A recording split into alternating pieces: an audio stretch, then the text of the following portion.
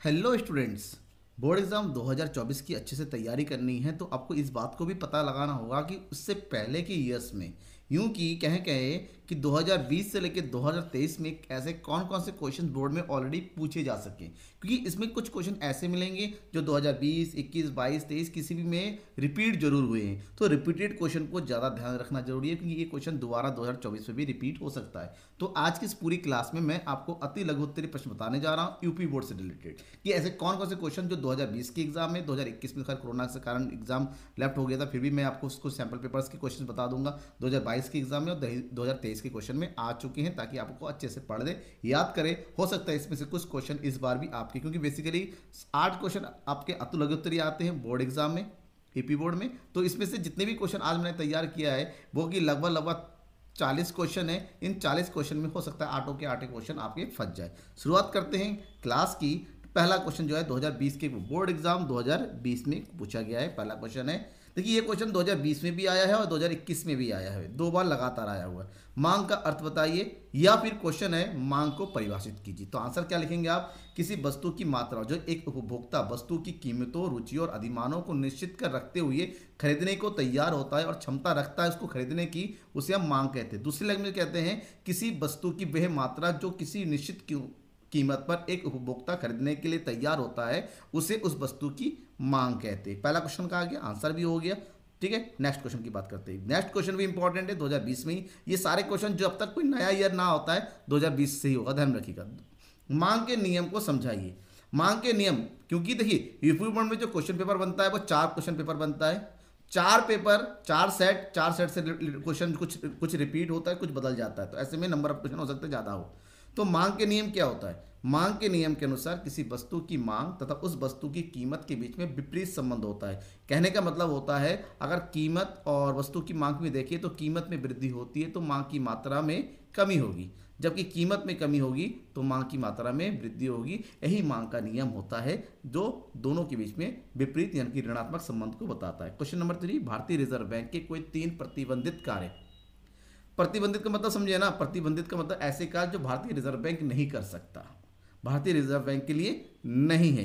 पहला कार्य, भारतीय रिजर्व बैंक जनता से ब्याज पर रुपया स्वीकार नहीं कर सकता। भारतीय रिजर्व बैंक और जनता के बीच में डायरेक्टली कोई कनेक्शन नहीं होता। नंबर 2, भारतीय रिजर्व बैंक कोई भी व्यावसायिक कार्य नहीं कर सकता, स्वयं नहीं कर सकता, वो व्यापारिक बैंकों के माध्यम से कार्य को करवाता है। मतलब प्रत्यक्ष रूप से ना वो आर्थिक सहायता दे सकता है, ना किसी व्यक्ति को लोन दे सकता है, नहीं कर सकता। नेक्स्ट, ये सकल संपत्ति की जमानत पर ऋण भी नहीं दे सकता। भारतीय रिजर्व बैंक अगर ऋण देता है तो केवल व्यापारिक बैंक को और सरकार को, इसके अलावा भारतीय रिजर्व बैंक को किसी को भी दूसरे व्यक्तिगत रूप से इंस्टीट्यूट को, संस्था को ऋण देने का कोई अधिकार नहीं है, ध्यान रखना। क्वेश्चन नंबर 4, ये क्वेश्चन 2020 में भी आया है, 2023 में भी आया है, हो सकता है 2024 में आया है। ये क्वेश्चन बहुत ही रिपीटेड क्वेश्चन है। व्यष्टि अर्थशास्त्र क्या है? व्यष्टि अर्थशास्त्र अर्थशास्त्र की वह शाखा जिसके अंतर्गत अर्थव्यवस्था की व्यक्तिगत समस्याओं का अध्ययन किया जाता है, व्यष्टि अर्थशास्त्र कहते हैं। जैसे एक वस्तु की कीमत का निर्धारण, एक उत्पादक का व्यवहार, एक उपभोक्ता का व्यवहार का अध्ययन करना व्यष्टि अर्थशास्त्र है। क्वेश्चन नंबर 5, निजी वस्तु किसे कहते हैं? निजी वस्तुएं ऐसी वस्तुएं होती हैं जिसका उत्पादन उपभोग निजी तौर पर किया जाता है, निजी व्यक्तियों के द्वारा किया जाता है। ठीक है, उसे निजी वस्तु के नाम से कहा जाता है। जैसे कैफे, एक प्राइवेट होता है रेस्टोरेंट, वो निजी रेस्टोरेंट में जाके खाना खाते हैं, वो निजी व्यक्ति है, वो अपने लिए होता है प्रयोग। ठीक है ना, घर का बगीचा, घर का खुद का स्विमिंग पूल, ये सब निजी वस्तु की कैटेगरी में आता है, क्योंकि इसमें केवल निजी व्यक्ति का अधिकार होता है, वो खुद अपने लिए ही उसको खर्च करता है, अपने लिए ही उसको उपयोग करता है, निजी वस्तु के नाम से जानते हैं। एकाधिकार को परिभाषित की। क्वेश्चन नंबर 6 है, 2020 के सारे क्वेश्चन है, ध्यान रखिएगा। एकाधिकार एक ऐसी बाजार संरचना है जहां केवल एक ही उत्पादक या विक्रेता होता है और इस वस्तु का कोई भी निकटतम स्थानापन्न नहीं होता, मतलब उससे मिलती जुलती ऐसी वैसी कोई वस्तु बाजार में उपलब्ध नहीं होती है। सीमांत लागत क्या है? सीमांत लागत को इंग्लिश में बोलते हैं मार्जिनल कॉस्ट और शॉर्टकट में बोलते हैं एमसी। एक अतिरिक्त इकाई का उत्पादन करने से कुल लागत में जितनी वृद्धि होती, जितनी लिख गया, sorry for this, that is जितनी वृद्धि होती है उसे उस इकाई विशेष की सीमांत लागत के नाम से जाना जाता है। ध्यान में रखना, सीमांत लागत हमेशा परिवर्तनशील लागतों पर निर्भर करती है, स्थिर लागतों पर नहीं। और सीमांत लागत निकालने का फार्मूला होता है delta TVC upon delta Q. Question number 8, सीमांत उपभोग प्रवृत्ति क्या होती है? आय में होने वाली परिवर्तन से उपभोग में होने वाले परिवर्तन के अनुपातिक संबंध को सीमांत उपभोग प्रवृत्ति के नाम से जाना जाता है, जो ये बताता है कि आय में अगर परिवर्तन हुआ तो उपभोग में कितना परिवर्तन होता है। अपूर्ण प्रतियोगिता की कोई 3 विशेषताएं लिखी। अपूर्ण प्रतियोगिता मतलब जहां पर पूर्ण प्रतियोगिता का अभाव होता है। सबसे पहले अपूर्ण प्रतियोगिता की पहली है कि यहाँ पर पूर्ण प्रतियोगिता की अपेक्षा फर्में कम होती है। दूसरा, यहाँ पर क्रेता और विक्रेताओं की बाजार की स्थिति का पूरा ज्ञान नहीं होता है। नंबर 3, यहाँ पर वस्तु विभेद की स्थिति बन जाती है, मतलब एक ही उपयोगिता की वस्तु अलग अलग प्रकार की हो सकती है। जैसे अगर कार की बात करते हैं तो यहाँ पर कई प्रकार के अलग अलग कार होती है, जैसे सेडान कार है, एसयूवी कार है, ठीक है ना, और व्हीकल कार्स है, कई तरह की चीज़ें यहाँ पर होती हैं। मतलब उपयोगिता एक ही है लेकिन वस्तुओं में आकार, प्रकार, रंग, रूप इस प्रकार से अंतर पाया जाता है। हम बात करेंगे 2022 की बोर्ड एग्जाम में कौन कौन से क्वेश्चन आ चुके हैं। इसमें क्वेश्चंस है सकारात्मक तथा आदर्शात्मक अर्थशास्त्र में भेद कीजिए। पूछा गया 2022 में सकारात्मक आर्थिक विश्लेषण या फिर सकारात्मक अर्थशास्त्र, एक ही चीजें ध्यान रखेंगे, परेशान मत होइएगा। सकारात्मक आर्थिक विश्लेषण से अभिप्राय उस अध्ययन से है जिसमें यह अध्ययन किया जाता है कि विभिन्न क्रियाविधियां किस प्रकार और कैसे कार्य करती हैं, जबकि आदर्शात्मक आर्थिक विश्लेषण में सभी प्रयास उस अध्ययन से होता है जिसमें यह समझने का प्रयास किया जाता है कि कौन सी क्रियाविधि हमारे अनुकूल है और कौन से हमारे अनुकूल नहीं है। ठीक है, ये अंतर है। 1 2 3 नंबर के हिसाब से आता है बोर्ड एग्जाम में, यूपी बोर्ड में। धर्म उसी हिसाब से लिखना है, बहुत ज़्यादा नहीं लिखना है आपको। स्थानापन्न वस्तुओं और पूरक वस्तुओं को उदाहरण की सहायता से स्पष्ट कीजिए। स्थानापन्न वस्तु, इसको इंग्लिश में बोलते हैं सब्स्टिट्यूट गुड्स। जब दो वस्तुओं को एक दूसरे के स्थान पर उपयोग किया जाता है तो उन्हें स्थानापन्न वस्तुएं कहते हैं। मतलब या तो चाय का यूज करेंगे या तो कॉफी का प्रयोग करेंगे, एक साथ दोनों का यूज नहीं किया जाता है, इसको स्थानापन्न वस्तुएं। जबकि पूरक वस्तुएं ऐसी वस्तुएं होती है जिनकी मांग एक साथ होती है, मतलब दोनों का प्रयोग किसी एक ही आवश्यकता की पूर्ति के लिए किया जाता है। जैसे जब चाय पीना हो तो चाय पत्ती और चीनी दोनों चाहिए, कहीं जाना हो तो कार चलाएंगे, कार के लिए पेट्रोल जरूर चाहिए। तो जिन वस्तुओं का प्रयोग एक साथ एक ही आवश्यकता के लिए किया जाता है उन्हें पूरक वस्तुओं के नाम से जाना जाता है। राइट। क्वेश्चन नंबर 12, बाजार मांग से क्या अभिप्राय है? बाजार मांग यानी कि मार्केट डिमांड। बाजार में किसी वस्तु की सभी क्रेताओं द्वारा की गई कुल मांग को बाजार मांग कहते हैं। किसी भी वस्तु के लिए बाजार मांग व्यक्ति विशेष की मांग वक्रों से प्राप्त की जा सकती है। ठीक है, एक बाजार में जितनी उपभोक्ता होते हैं सभी उपभोक्ताओं की मांगों का योग बाजार मांग के नाम से जाना जाता है।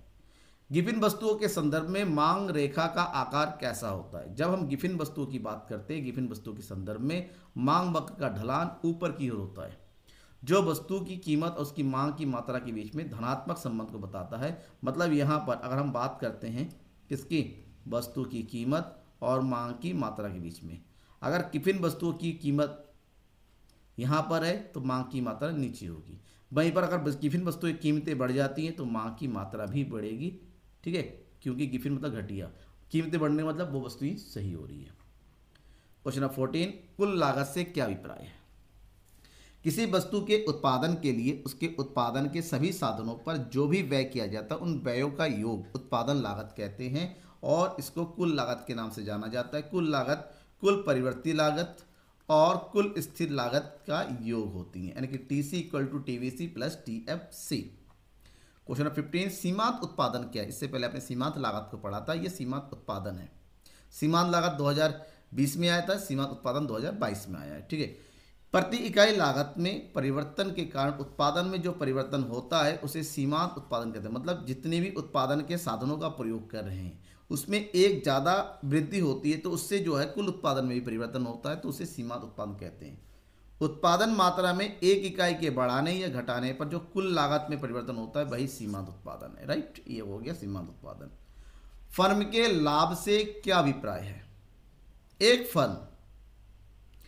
फर्म का लाभ कुल संप्राप्ति जो आय अर्जित करती है तथा कुल लागत जो वो उठाती है दोनों के बीच का अंतर होता है। मतलब किसी भी वस्तु की बिक्री से प्राप्त आय और उस वस्तु के उत्पादन के लिए जो लागत लगती है उन दोनों के बीच का अंतर क्या होता है? लाभ होता है, प्रॉफिट कहते हैं इंग्लिश में। समष्टि आर्थिक अध्ययन के 2 उदाहरण दीजिए। समष्टि आर्थिक अध्ययन मतलब समष्टि अर्थशास्त्र में समष्टि आर्थिक अध्ययन के मतलब यहाँ पर बेरोजगारी की बात की जाती है। बेरोजगारी मतलब भारत में कितनी बेरोजगारी, पूरे भारत की जनसंख्या की बात की जाती है। भारत में कीमत व्यवहार का अध्ययन किया जाता है, कीमत संतुलन में है, कीमत ज़्यादा तो नहीं है कम नहीं होती है, समष्टिगत अध्ययन होता है। मध्यवर्ती वस्तुएं क्या हैं? वे वस्तुएं जिन्हें अन्य वस्तुओं के उत्पादन में कच्चे माल के रूप में प्रयोग किया जाता है, उन्हें मध्यवर्ती वस्तुएं कहते हैं। फॉर एग्जांपल, अगर आपको बिस्किट बनाना है, बिस्किट अंतिम वस्तु है। अगर बिस्किट बनाना है तो आपको क्या चाहिए? आपको गेहूं की आवश्यकता होगी, तो गेहूं मध्यवर्ती वस्तु है और बिस्कुट जो है अंतिम वस्तुएं हैं। शुद्ध राष्ट्रीय उत्पाद से आप क्या समझते हैं? सकल राष्ट्रीय उत्पाद में से मूल्यह्रास को घटाने पर प्राप्त समस्त आय की माप निवल राष्ट्रीय उत्पाद के नाम से जाना जाता है। निवल मतलब शुद्ध, एक ही बात है, मतलब निवल राष्ट्रीय उत्पाद NNP बराबर GNP माइनस मूल्यह्रास यानी कि डेप्रिसिएशन। क्वेश्चन नंबर 20, मुद्रा क्या है? यह मुद्रा को परिभाषित कीजिए। मुद्रा वह मध्यवर्ती वस्तु है जो लेन देन को सरल बनाती है और दोनों पक्षों के द्वारा स्वीकार करती है। यह फिर दूसरे, मुद्रा वह वस्तु है जिसके माध्यम से विनिमय की प्रक्रिया को पूर्ण किया जाता है और वस्तु के कीमत के निर्धारण किया जाता है और सार्वजनिक रूप से स्वीकार्य होता है, जैसे नोट और सिक्के। भारत के जितने भी नोट है, 50 रुपये, 100 रुपये, 200 रुपये, 500 रुपये, 2000 के नोट तो बंद हो गए हैं, और जितने भी सिक्के हैं 1 रुपये, 2 रुपये, 5 रुपये, 10 रुपये, ये सारे मुद्रा के रूप में माना जाए, ये सब मुद्रा है। मुद्रा का संचलन वेग क्या होता है? एक इकाई एक अवधि में जितनी बार हस्तांतरण होता है, मतलब एक मुद्रा, अगर 10 रुपये का नोट एक मार्केट में जितनी बार घूमता है, रोटेट होता है, तो इसको संचलन वेग के नाम से जाना जाता है।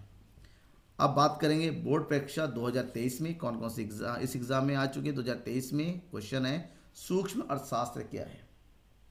सूक्ष्म अर्थशास्त्र आप देखिएगा, ये क्वेश्चन आपका वेस्ट अर्थशास्त्र के नाम में पूछा जाया गया था 2020 में, वही क्वेश्चन 2023 में भी पूछा जा रहा है। व्यष्टि अर्थशास्त्र अर्थव्यवस्था की व्यक्तिगत और सूक्ष्म इकाइयों का अध्ययन करती है, जैसे एक उपभोक्ता, एक उत्पादक, एक फर्म आदि। मांग से आप क्या समझते हैं? ये क्वेश्चन भी आपका 2020 में आ चुका है। एक निश्चित कीमत पर एक उपभोक्ता किसी वस्तु की जितनी मात्रा खरीदने को इच्छुक और योग्य होता है, उसे मांगी गई मात्रा के नाम से जाना जाता है। पूरक वस्तुएं किसे कहते हैं? स्थानापन्न वस्तुएं, पूरक वस्तुएं भी 2022 में आ चुका है। यहाँ पर केवल पूरक वस्तुएं। पूरक वस्तुएं वे वस्तुएं हैं जिनका प्रयोग किसी विशेष आवश्यकता की पूर्ति हेतु तो एक साथ किया जाता है, जैसे कार और पेट्रोल का प्रयोग, चाय और चीनी का प्रयोग। क्वेश्चन नंबर 25, उत्पादन फलन क्या है? ये क्वेश्चन अलग है। किसी वस्तु के उत्पादन के साधनों यानी कि उपादानों, इनपुट जिसको बोलते हैं आगत, उत्पादन जिसको बोलते हैं निर्गत, मतलब उत्पादन के आगतों और निर्गतों के बीच के फलनात्मक संबंध को उत्पादन फलन के नाम से जानते हैं। That is Q equal to function of A and B, ABC। ये उत्पादन फलन के इस तरह से शॉर्टकट में लिखा जाता है। क्वेश्चन नंबर 26, पूर्ण रोजगार से आप क्या समझते हैं? वह स्थिति जिसमें सभी इच्छुक व्यक्तियों को उनकी रुचि के एवं योग्यता के अनुसार प्रचलित मजदूरी दर पर कार्य करने का अवसर प्राप्त हो जाता है, पूर्ण रोजगार की स्थिति कहते हैं। मतलब जब एक ऐसी स्थिति होती है बाजार में, जितने भी लोग काम करने के लिए आते हैं सबको काम मिल जाता है, सबको, जो लोग भी काम करना चाहते, ध्यान में रखना इसमें कुछ वो लोग नहीं होंगे जो नहीं चाहते, वो लोग जो काम करना चाहते हैं अगर उनको काम मिल जाता है तो पूर्ण रोजगार की स्थिति कहते हैं। मुद्रा क्या है? ये मुद्रा क्या है? ये क्वेश्चन 2020 में पूछा गया है, 2022 में पूछा गया, 2023 में पूछा गया है। मुद्रा वह वस्तु है जो विनिमय के माध्यम के रूप में सामान्यतः स्वीकार की जाती हो, उसी समय मूल्य मापन या मुद्रा संचय के रूप में कार्य करती है। बहुत ही इंपॉर्टेंट क्वेश्चन है, हो सकता है 2024 में भी पूछा गया, क्योंकि 21 में पेपर हुआ नहीं था तो पूछा नहीं गया, तो 24 में हो सकता है ये क्वेश्चन आपका आ जाए, तैयार रखिएगा। सरकारी बजट से क्या अभिप्राय है? यह एक वार्षिक वित्तीय विवरण है जहां चालू वित्तीय वर्ष के लिए अपेक्षित राजस्व, अनुमानित व्यय एवं आइटम युक्त अनुमान सूचीबद्ध किया जाता है, जो एक वर्ष यानी कि 1 अप्रैल से 31 मार्च तक चलता रहता है। कहने का मतलब होता है किसी देश की एक निश्चित समय अवधि के लिए, ये आगामी वित्तीय वर्ष के लिए जो अनुमानित आयों और अनुमानित व्ययों का विवरण होता है, उसे सरकारी बजट के नाम से जाना जाता है। क्वेश्चन नंबर 29, अनैच्छिक बेरोजगारी से क्या अभिप्राय है? इंपॉर्टेंट क्वेश्चन है। इस साल के लिए भी अनैच्छिक बेरोजगारी वह स्थिति होती है जिसमें वर्तमान मजदूरी दर पर श्रमिक काम करने के लिए तैयार तो हो किंतु उन्हें काम ना मिले, उन्हें खुली बेरोजगारी या अनैच्छिक बेरोजगारी के नाम से जाना जाता है। अब बात करते हैं 2021 के बोर्ड एग्जाम में सैंपल पेपर में कौन कौन से इंपॉर्टेंट क्वेश्चन रिलीज किए थे उनकी। क्वेश्चन है जैसे बाजार को परिभाषित कीजिए, या फिर क्वेश्चन बनता है अर्थशास्त्र में बाजार शब्द का प्रयोग किस अर्थ में किया जाता है? अर्थशास्त्र के अनुसार बाजार एक ऐसी संस्था है जो आर्थिक क्रियाकलापों का अनुसरण करने वाले व्यक्तियों का निर्बाध अंतःक्रिया प्रदान करती है, मतलब क्रय विक्रय की प्रक्रिया करती है। या फिर हम लिख सकते हैं बाजार वह क्षेत्र है, देखिए वह लिखा हुआ, सॉरी ये वह होगा, जहां किसी वस्तु के क्रेता और विक्रेता आपसी संपर्क में आकर निश्चित कीमत पर वस्तु का क्रय विक्रय करते हैं, उसे बाजार के नाम से जाना जाता है। उपभोक्ता के बजट सेट से आप क्या समझते हैं अथवा बजट सेट क्या है? 2020-2022 पूछा गया ये क्वेश्चन, सैम्पल पेपर में आ चुका है कि मतलब बजट सेट एक सीधी रेखा है जो वस्तुओं एक्स और वाई के सेट के विभिन्न संयोगों को प्रकट करती हैं जो एक उपभोक्ता अपनी दी गई आय या वस्तु की दी गई कीमतों पर खरीद सकता है। इसे कीमत रेखा भी कहते हैं क्योंकि दो वस्तुओं के बीच में कीमत के अनुपात को प्रकट करती है। बजट रेखा का समीकरण कभी कभी पूछा जाता है। बजट रेखा समीकरण मतलब होता है वस्तु एक्स की मात्रा और वस्तु एक्स की कीमत, साथ ही साथ दूसरी वस्तु की कीमत और दूसरी वस्तु की मात्रा के बीच का, इन दोनों को जोड़ देंगे तो वो एम के बराबर होता है। दैट इज, ये होता है बजट रेखा समीकरण। क्या दीर्घकाल में कुछ स्थिर लागत होती है? यदि नहीं तो क्यों? दीर्घकाल में फर्म की कोई भी स्थिर लागत नहीं होती है क्योंकि कोई भी साधन स्थिर नहीं होता है। दीर्घकाल में उत्पादन के सभी साधनों को निश्चित अनुपात में परिवर्तित किया जा सकता है। इसी कारण से जब उत्पादन का कोई साधन स्थिर नहीं होता है, सारे परिवर्तनशील कारक होते हैं, तो ऐसे में जब परिवर्तनशील कारक पर जो व्यय किया जाता है वही परिवर्तनशील लागत के नाम से जानते हैं। इसी कारण से दीर्घकाल में कोई भी स्थिर लागत नहीं होता है। 32 उत्पादन में दीर्घकाल किसे कहते हैं? दीर्घकाल उत्पादन के अंतर्गत उत्पादन के पास पर्याप्त समय होता है जब सब उत्पादन के सभी साधनों में परिवर्तित किया जा सके। मतलब एक ऐसी स्थिति जहां पर उत्पादन के सभी साधनों को परिवर्तित किया जा सकता है, उस समय अवधि को दीर्घकाल के नाम से जाना जाता है क्योंकि अल्पकाल में उत्पादन के सभी साधनों को परिवर्तन करना संभव नहीं हो पाता है। स्थिर लागत एवं परिवर्तित लागत में भेद कीजिए।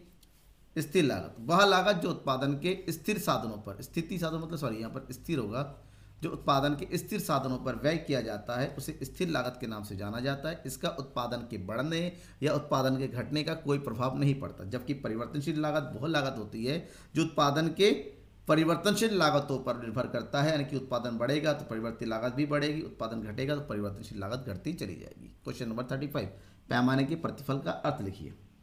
पैमाने के प्रतिफल से आशय उत्पादन के सभी साधनों को एक ही अनुपात में बढ़ाना होता है, अतः पैमाने के प्रतिफल के अंतर्गत सभी साधनों की मात्रा में एक समान अनुपात में परिवर्तन करने पर कुल उत्पादन पर पड़ने वाले प्रभाव का अध्ययन किया जाता है।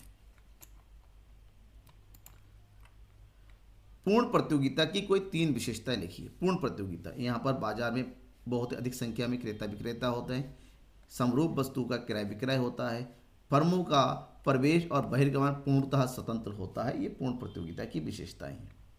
क्वेश्चन नंबर 37, प्रतिस्थापन की सीमांत दर क्या होती है? वस्तु x की y के लिए सीमांत प्रतिस्थापन दर वस्तु की वह मात्रा है जिसका x की प्रत्येक अतिरिक्त इकाई को प्राप्त करने के लिए त्याग किया जाता है। सीमांत प्रतिस्थापन दर के नाम से जाना जाता है। व्यक्तिगत आय प्रयोज्य आय में क्या अंतर है? व्यक्तिगत आय और प्रयोज्य आय के अंतर की बात करते हैं, बहुत ज़्यादा रिपीट हुआ एग्जाम में, यूपी बोर्ड में। व्यक्तिगत एक विस्तृत धारणा है जिसमें प्रत्यक्ष कर, प्रशासनिक दंड, जुर्माना, फीस शामिल होता है, जबकि प्रयोज्य आय में एक संकुचित धारणा है। इसमें दोनों प्रत्याशी कर, फुटकर, सहकारी पर्याप्ति शामिल नहीं होती है। इस समस्त आय को उपभोग तथा बचत पर प्रयोग नहीं किया सकता, जबकि इसको उपभोग तथा बचत पर प्रयोग किया जा सकता है। प्रत्यक्ष कर, आयकर, संपत्ति कर आदि शामिल होते, इसमें आयकर, संपत्ति कर शामिल नहीं होता है, माइनस कर दिया जाता है। ये दोनों में अंतर है। क्वेश्चन नंबर 39, उच्च शक्तिशाली मुद्रा क्या है? यह मौद्रिक आधार किसे कहते हैं? एक ही चीज है, केंद्रीय बैंक द्वारा निर्गमित करेंसी जो जनता अथवा व्यावसायिक बैंकों के पास हो सकती है, मौद्रिक आधार कहा जाता है। इसे कुछ शक्ति द्रव्य या रिजर्व द्रव्य भी कहते हैं। यह निर्माण के आधार के रूप में कार्य करता है। मतलब वो पैसा जो जनता के पास होता है, व्यावसायिक बैंकों के पास होता है, जो नोटों एवं सिक्कों के माध्यम से होता है, उसे हम उच्च शक्तिशाली मुद्रा के नाम से जाना जाता है। और लास्ट क्वेश्चन है आज के इंपॉर्टेंट क्वेश्चन में, राजस्व व्यय के किन्हीं 3 मदों के नाम बताना है। राजस्व व्यय के मदे हैं सरकारी कर्मियों का वेतन, ब्याज का भुगतान और पेंशन एवं सरकारी कार्यालयों पर किया जाने वाला व्यय। और ये ऐसे व्यय होते हैं जिससे ना ही परिसंपत्तियों का निर्माण होता है, ना ही दायित्वों की कमी होती है। ठीक है बेटा, इसी तरह से लगातार इंपॉर्टेंट क्वेश्चंस के वीडियो पाने के लिए चैनल को सब्सक्राइब करना मत भूलिएगा।